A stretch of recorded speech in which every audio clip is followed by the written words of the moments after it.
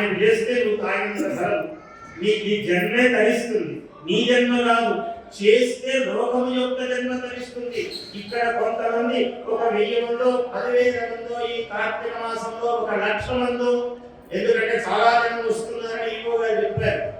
ఇంకా ఇంకా ఇంకా ఈ క్షేత్ర మహిమ పెరగాలి, అందరికీ తెలియాలి. మహిమ పెరిగేదేమి, మహిమ ఎప్పుడూ ఉన్నది. దీన్ని ఇలా దర్శనం చేస్తే చాలు.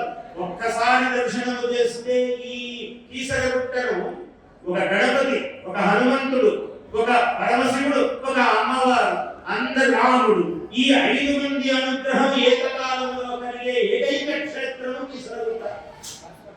అందువల్ల కీసరగుట్ట మహాత్మ్యం తెలియాలి, అందరికీ రావాలి, దర్శనం చేయాలి. ఒక దీపం పెడితే ఎంత పుణ్యమో, దీపం పెడితే వాడు కుబేరుడే అయిపోయాడు.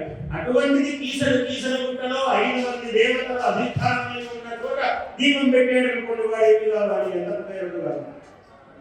అందువల్ల ఇటువంటి మహాత్మ్యమును యశ్చ అభ్యసూయతే చెప్తూ ఉన్నాడు ఆ మహర్షి కదా. మహర్షి వాక్యము చాలా బహుళార్థ సాధకమై ఉంటుంది.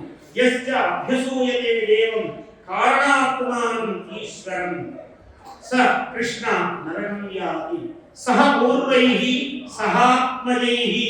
ముందు తరాల వాళ్ళు, వెనక తరాల వాళ్ళు అందరినీ కలుపుకొని వీడు నరకంలో పడతారుగా. ఎవరైనా శివుణ్ణి గనక నిందిస్తే, శివుని యందు అసూయ పడితే, వాడి పూర్వతరములే కాదు రాబోయే తరములు కూడా వాడు ప్రమాదకారి. ఆయన వాడి ముందు కూర్చుని వినేవాళ్ళు అందరూ మొత్తం కట్టగట్టుకుని పోతారని చెప్తున్నాడు, నరకంలో పడతారని చెప్తున్నాడు. సహపూర్వైః సహాత్మజైః, వీడి సంతానంతో సహా పూర్వజులతో సహా పడిపోతాడు నాయన. కృష్ణ యం జ్ఞాత్వా అంతకాలేపి గచ్చేత పరమాం.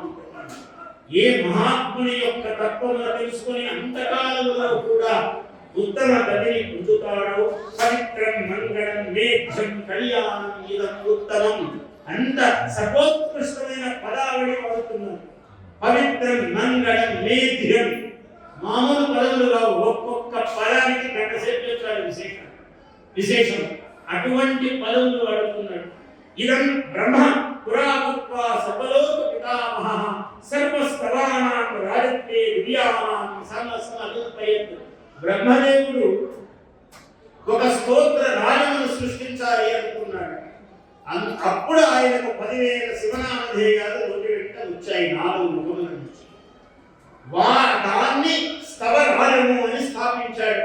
శివ సహస్రనామము అన్ని స్తోత్రములలో ఉత్తమోత్తమోత్తమోత్తమైనది. స్తుతులలో రాజము ఇది. దీనికి రాజపీఠం, సింహాసన పీఠం వేసి కూర్చోబెట్టాడు బ్రహ్మదేవుడు.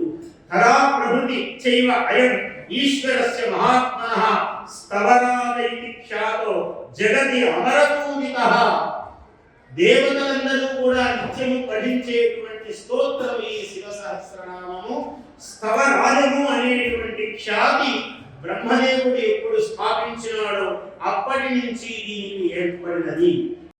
Please subscribe to our YouTube channel. Like and share this video.